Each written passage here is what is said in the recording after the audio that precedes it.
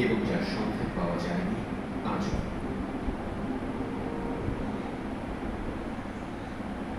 Atlantic প্রাণী বৈচিত্র্যের এক অপার ভাণ্ডার।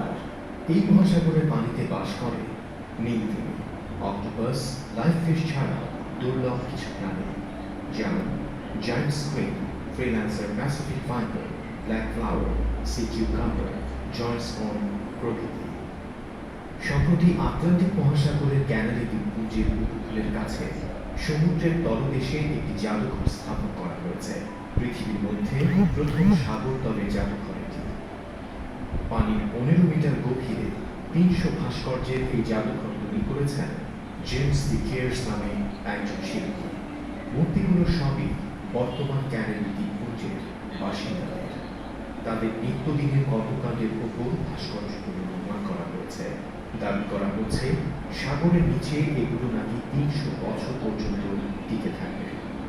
অভিনব এই জাদুঘর দেখতে হলে পিঠে অক্সিজেনের টিউব নিয়ে ডুবুরি পোশাকে সাগর তলে নামতে হবে আপনাকে।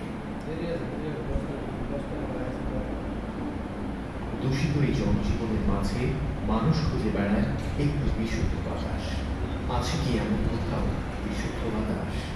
আজকে পৃথিবীর অবস্থা দেখলে যে কারোর মনে হবে এটি আসলে অসম্ভব, কিন্তু আপনি জানলে অবাক হবেন পৃথিবীতে এখনো এমন একটি স্থান রয়েছে যেটি পুরোপুরি দূষণমুক্ত।